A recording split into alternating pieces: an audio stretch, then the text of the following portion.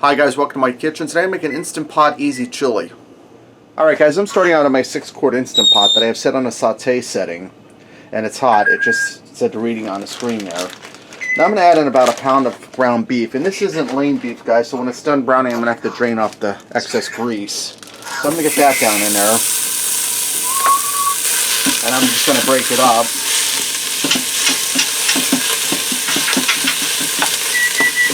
Guys, this is a really quick and easy chili recipe. It doesn't compare to the ones down south, guys, so please don't judge me on it.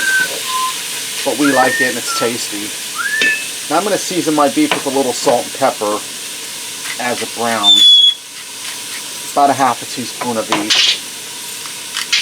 And Dexter's all wound up today, as you can hear. Now I have one large onion and one green bell pepper I diced up. We're going to get them in there and saute them with the beef.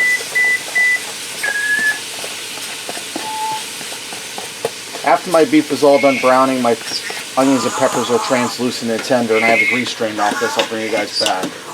Okay guys, now that my beef is browned, my vegetables are translucent and tender, and I drained off that excess grease, I'm going to go ahead and add in my seasoning. I'm going to start by adding in a 1 1/4 ounce pack of chili seasoning mix. Now this isn't the hot stuff because my great niece and nephew might be eating over tonight, and they won't eat it if it's too hot, so I'm just going to go ahead and mix that in there well.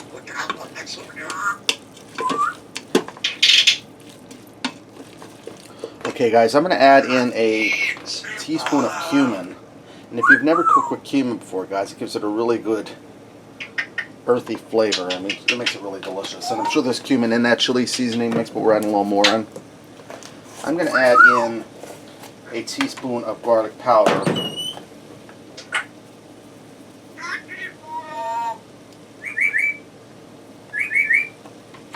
I'm going to add in a teaspoon of onion powder. Even though we sauteed some onions in there, this here is going to give it a little bit of a different flavor. And guys, you want to have your chili well seasoned. You don't want bland chili. And lastly, I'm going to add in a half of a teaspoon of red crushed pepper flakes.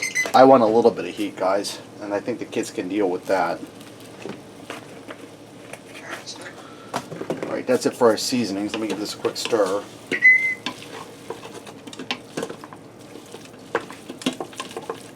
Okay, now I have 3 15.5-ounce cans of chili beans that I drained and rinsed. We're going to get them in there. Now most people use kidney beans, but I just don't care for them. But if you like them, go ahead and add them in there, guys. I have a 10.5-ounce or 10-ounce can of diced tomatoes with green chilies. We're going to add that in, juice and all. And that's going to add a little bit of heat to this, guys, but not a lot. Give that a stir. And so far we're looking good, guys.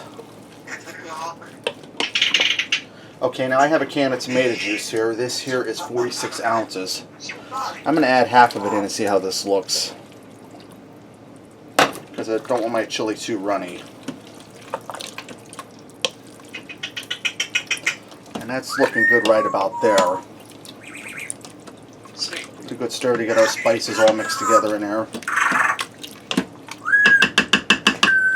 Alright, now I'm going to put my lid on this, and I'm going to set this to pressure cook for 6 minutes.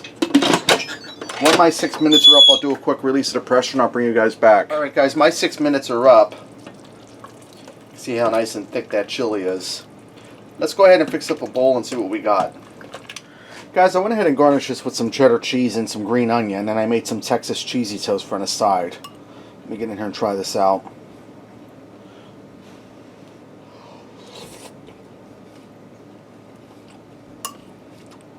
That's really good, guys. Has that good chili flavor. Some of these beans there. Tastes a little bit of heat, but not too much.